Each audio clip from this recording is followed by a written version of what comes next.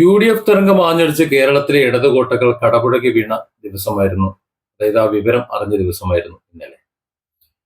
മലയാളത്തില് ഇത്രയധികം വാർത്താ പ്രാധാന്യമുള്ള ഒരു ദിവസം വേറെ ഉണ്ടാവില്ല. ഇതില് ഒരുപാട് പതനങ്ങൾ ശ്രദ്ധിക്കപ്പെടേണ്ടതുണ്ട്. ആ പതനങ്ങളെയാണ് ഇനി ഉള്ള വീഡിയോകളിലൂടെ ഒന്ന് അവലോകനം ചെയ്യാൻ ശ്രമിക്കുന്നത്. ആദ്യം ഞാൻ പരാമർശിക്കുന്നത് സച്ചിൻ ദേവിനെയാണ്. ബാലുശ്ശേരി MLA ആയിരുന്ന സച്ചിൻ ദേവ്. ഇപ്പോഴും അദ്ദേഹം കാവൽ മന്ത്രിസഭ ആയതുകൊണ്ട് അതിനകത്തുള്ള ആള് തന്നെയാണ്. ഇനിയിപ്പോ അടുത്ത മന്ത്രിസഭ വരുന്നത് വരെ വേണമെങ്കിൽ MLA ബോർഡ് വെച്ച് കാറിലേക്ക് സഞ്ചരിക്കാം. പക്ഷെ ഇത്രയധികം ദയനീയ തോൽവി അദ്ദേഹത്തിന് നേരിടേണ്ടി വന്നത് ഇടത് കോട്ടകളെ പൊളിച്ചിട്ടത് കൊണ്ടല്ല എന്നാണ് എനിക്ക് തോന്നുന്നത്. കാരണം അദ്ദേഹം ഒരു ചെറുപ്പക്കാരനാണ്. ചെറുപ്പക്കാരെ കേരളത്തിലെ ജനങ്ങൾക്ക് ഇഷ്ടമാണ്. കാര്യം അവരുടെ തലയിലാണ് ഇനി നമ്മുടെ കേരളം ഇരിക്കുന്നത്. കുറെ കടക്കഴവന്മാർ നമ്മുടെ സംസ്ഥാനത്തെ നശിപ്പിച്ചു കളഞ്ഞു. അത് ഇടതിലായാലും വലുതിലായാലും അങ്ങനെ കാണാൻ പറ്റും. കുറെ ചെറുപ്പക്കാർ, പുതിയ കുറെ ചെറുപ്പക്കാർ വന്നിട്ടുണ്ട്. UDF അത് കൂടുതലാണ്. അതുകൊണ്ടാണ് UDF കൂടുതൽ ജനങ്ങൾക്ക് ഇഷ്ടം. അല്ലാതെ LDF മോശമായതുകൊണ്ടോ CPM മോശമായതുകൊണ്ടൊന്നല്ല. CPM വരുന്ന യുവാക്കളെ മുഴുവൻ വഴിതെറ്റിക്കുന്ന ഒരു പ്രവണത, അതായത് അക്രമ രാഷ്ട്രീയമാണ് CPM നിലനിൽപ്പ്. അതിലൂടെ പോയാൽ മാത്രമേ, ബാക്കിയുള്ളവന്റെ മുതൽ അടിച്ച് പൊളിച്ചാൽ മാത്രമേ. ഇപ്പൊ ഇന്നലെ നോക്കൂ, ഇന്നലെ തന്നെ രമേഷ് പിഷാരടിന്റെ വിജയാഹ്ലാദത്തിലേക്ക് കല്ലെറും മറ്റു കാര്യങ്ങളും നടത്തിയ വാർത്ത വരുന്നുണ്ട്.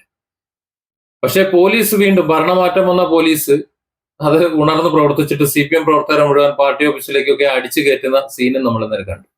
അതായത് അക്രമം ഇല്ല എന്നുണ്ടെങ്കിൽ CPM ഇല്ല എന്നൊരു നിലപാടുണ്ട്. എന്നാൽ കോൺഗ്രസ് അങ്ങനെയല്ല.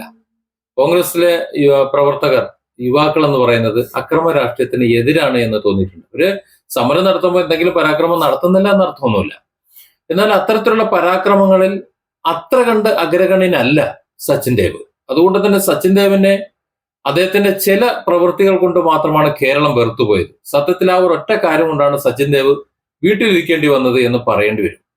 അതല്ല എന്നുണ്ടെങ്കിൽ ഇപ്പോ നമ്മുടെ ബേപ്പൂര് മുഹമ്മദ് റിയാസ്, കോഴിക്കോട് മുഴുവൻ UDF തരംഗം ആഞ്ഞടിച്ച് ഒരു പ്രദേശവുമില്ലായിരുന്ന കോഴിക്കോട് ജില്ല മുഴുവൻ UDF തൂത്തുവാരിയപ്പോ മുഹമ്മദ് റിയാസ് ആ സ്ഥാനം അവിടെ ഉറപ്പിച്ചു. ശക്തനായ എതിരാളി തന്നെയായിരുന്നു PV അൻവർ. എന്നിട്ടും അവിടെ മുഹമ്മദ് റിയാസ് ജയിച്ചതിന്റെ കാരണം അദ്ദേഹത്തിന്റെ വികസന കാഴ്ചപ്പാട് തന്നെയാണ്. അദ്ദേഹം പിണറായി വിജയന്റെ കാൽക്കീഴിൽ നിൽക്കേണ്ടി വന്ന ഒരു നെഗറ്റീവ് മാത്രമേ ഉള്ളൂ. ബാക്കിയൊക്കെ നോക്കുകയാണെങ്കിൽ എങ്ങനെയായിരിക്കണം ആധുനിക കേരളം എന്നതിനെ കുറിച്ചുള്ള ഒരു കാഴ്ചപ്പാടുണ്ട്. അദ്ദേഹം നിൽക്കുന്നത് CPM-ലായിപ്പോയി എന്നൊരു പ്രശ്നം അത് മാത്രമേ ഉള്ളൂ. വികസന കാഴ്ചപ്പാടില്ലാഞ്ഞിട്ടല്ല.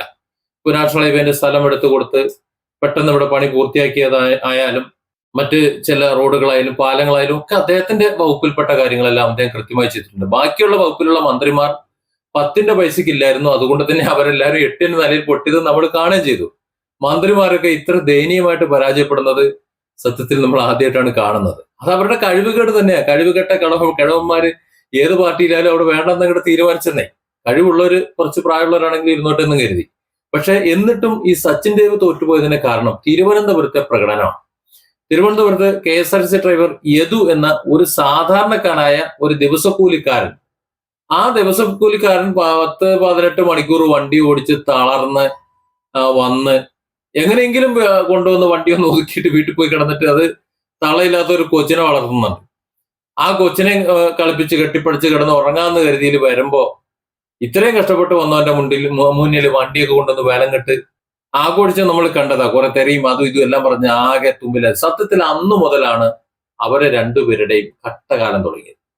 ഒരു പാവപ്പെട്ടവന്റെ കഞ്ഞൂടി മുട്ടിച്ചപ്പോ പൊട്ടനെ കിട്ടൻ ചതിച്ചാൽ കിട്ടനെ ദൈവം ചതിക്കുന്ന ഒരു ചൊല്ലുണ്ട്. എന്നതുപോലെ ദൈവം അങ്ങ് വിചാരിച്ചു എന്നാ പിന്നെ രണ്ടും വീട്ടിലിരിക്കട്ടെ എന്ന്. അതിൽ ആദ്യത്തെ പടി എന്നോണം ആര്യ രാജേന്ദ്രന് കണക്കിന് കിട്ടി. അതിനുശേഷം മേയറായിരുന്ന ആര്യ രാജേന്ദ്രന് തദ്ദേശ സ്വയംഭരണ തെരഞ്ഞെടുപ്പിൽ ഒന്ന് പ്രചരണം നടത്താൻ പോലും കിട്ടിയില്ല, ഒരവസരം കിട്ടിയില്ല. അത് മാത്രമല്ല, അവരുടെ സഖാക്കന്മാർ വരുന്ന വേദിയിലേക്ക് കയറിയിരിക്കാൻ പോലും, ഒരു വാക്ക് പറയാൻ പോലും അവസരം കിട്ടിയില്ല. ഒരു മേയർ ആയിരുന്നു എന്ന് ചിന്തിക്കണം, എക്സ് മേയർ ആയിരുന്നു എന്ന് ചിന്തിക്കണം.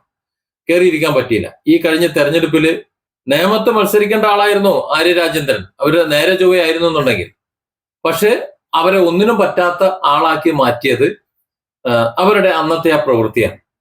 നോക്കൂ, ആ ഒരൊറ്റ പ്രവൃത്തി കൊണ്ട് CPM-ന് എന്തൊക്കെ നഷ്ടമാണ് ഉണ്ടായത്. തിരുവനന്തപുരം നഗരസഭ അങ്ങ് പോയി.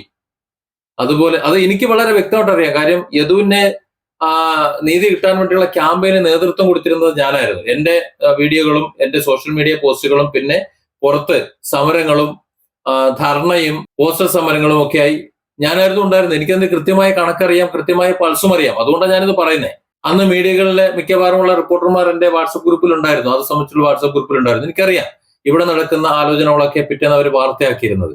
കാര്യം അതൊക്കെ വളരെ വലിയ സ്വാധീനമാണ് ചെലുത്തത്. ചെറിയൊരു KSRTC ബസ്സിനെ തടഞ്ഞ അല്ലെങ്കിൽ യദുവിനെ തടഞ്ഞ ഒരു കേസിൽ ഒരു പെറ്റി കേസാണ് അല്ലെങ്കിൽ ചെറിയൊരു കേസാണെന്ന് വിചാരിക്കുന്നു വേണ്ട. തിരുവനന്തപുരം നഗരസഭ BJPയുടെ കയ്യിലെത്തിയത് അതിന്റെ ഒരു തെളിവ് തന്നെയാണ്.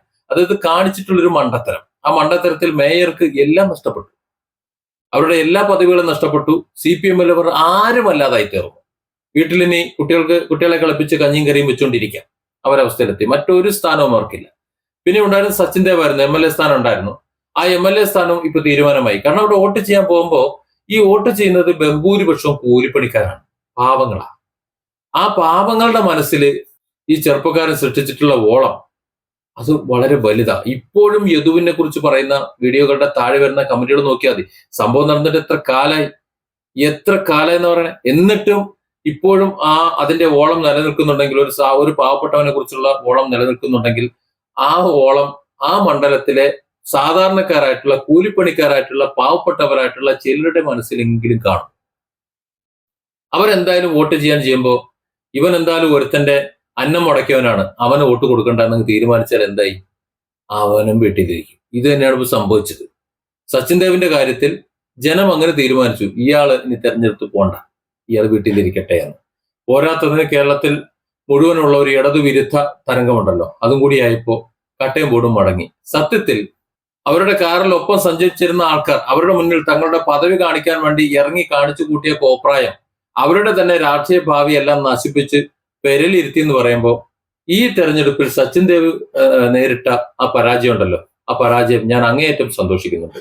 അത് ചോദിച്ചു വാങ്ങിയ തോൽവിയാണ്, അത് അർഹമായ തോൽവി തന്നെയാണ്. നേരത്തെ ഞാൻ പറഞ്ഞതുപോലെ ഒട്ടനെ കിട്ടൻ ചതിച്ചാൽ കിട്ടനെ ദൈവം ചതിക്കും, അതാണ് പ്രകൃതി നിയമം. Different angles. Don't forget to subscribe and support this channel.